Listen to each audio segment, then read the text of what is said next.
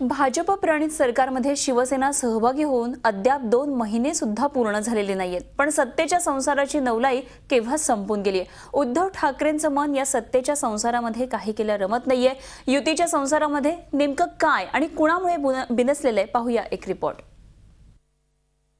आपलं सरकार आहे भाजपचं सरकार, ज्यांनी निवडून दिले त्या जनतेवरती अन्यायाने वागतोय, तर त्या अन्यायावरती पहिला वाद शिवसेनाकडे। माझ्या महाराष्ट्रासाठी थोडीशी तडजोड केलेली असली याचा अर्थ शेपूट घातलेली नाही। उद्धव ठाकरेंच्या या प्रतिक्रियेमुळे शिवसेना भाजप युतीच्या संसारात अजूनही सारं काही अलबेल नाही हे स्पष्ट झालंय।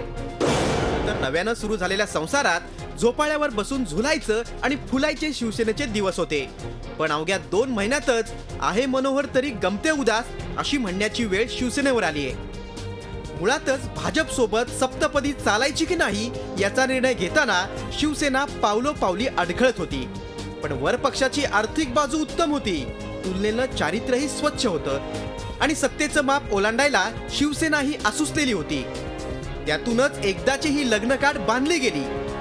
अर्थात भाजप ही काही धुतल्या तांदळासारखं स्वच्छ नव्हतं। एकीकडे शिवसेनेसाठी झुरल्यासारखं दाखवत दुसरीकडे त्यांचं राष्ट्रवादी काँग्रेसला डोळा मारणं सुरूच होतं। पण शिवसेना भाजपचं जुनच अफेअर असल्यानं अखेर दोघांनाही मम म्हणावं लागलं। पण एखाद्याला पट्टराणीचा मान द्यायचा आणि घरात मात्र तिची लंकेची पार्वती करायची ही शिवसेनेची खंत आहे। भाजप प्रणित सत्तेत उद्धव ठाकरेंचं मनच रमत नाहीये।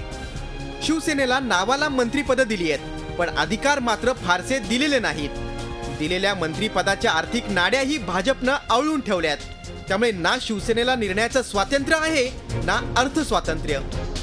उद्योग खातं सोडलं तर शिवसेनेच्या अन्य मंत्र्यांच्या हाताला फारसं काम नाहीये, त्यामुळे या लुटुपुटीच्या संसारात काही राम नाही असं शिवसेनेला राहून राहून वाटतंय। केंद्रातही अवजड उद्योग मंत्रीपद देऊन शिवसेनेला हलकी वागणूक देण्यात आली आहे। केंद्रीय मंत्रिमंडळ विस्तारावेळी जो घोळ झाला त्यावरून अनिल देसाईंना केंद्रात मंत्रीपद कधी मिळेल याची कमिटमेंट मिळणं सध्याच्या घडीला तरी कठीण दिसतंय। एकीकडे शिवसेनेची अशी कोंडी होत असताना देवेंद्र फडणवीस मात्र आपण शक्तिमान मुख्यमंत्री असल्याचा दावा करतायत। नुकत्याच दिलेल्या एका मुलाखतीत त्यांनी मी शक्तिमान मुख्यमंत्री आहे असं म्हटलं होतं।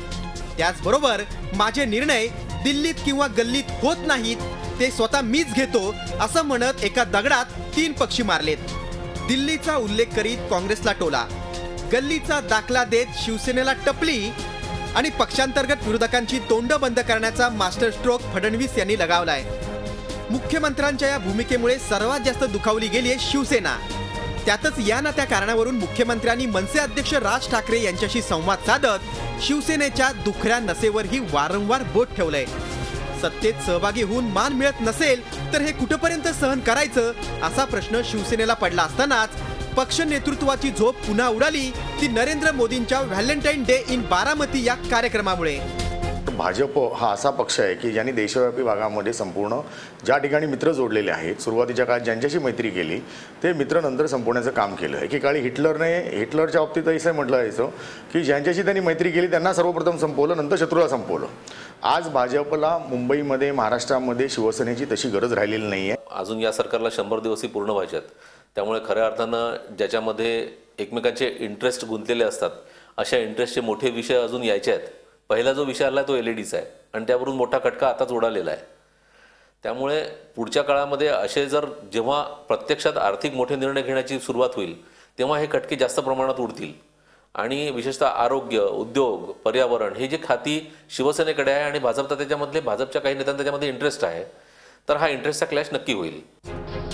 केंद्रात कुणी विचारत नाही, राज्यात भाव नाही, त्यामुळे आता एकमेव मुंबई आणि आजूबाजूच्या महापालिकांवर वर्चस्व कायम राहावं म्हणून शिवसेनेचा संघर्ष सुरू झालाय। 100%चा नारा देत भाजप केव्हाच कामाला लागलंय। नांदता येत नाही आणि तोडताही येत नाही अशी शिवसेनेची परिस्थिती झाली आहे। कुरबुरीच्या या संसारात भांड्याला भांड केव्हाच लागलंय, त्यामुळे आता हे नातं कितपत टिकतं हेच पाहायचंय। सध्याच्या घडीला भाजपसाठी सगळे पर्याय खुले आहेत, पण शिवसेनेला भाजपशिवाय पर्याय नाही ही सत्यस्थिती आहे। दिनेश दुखंडे, झी मीडिया, मुंबई। झी 24 तास रहा एक पाऊल पुढे।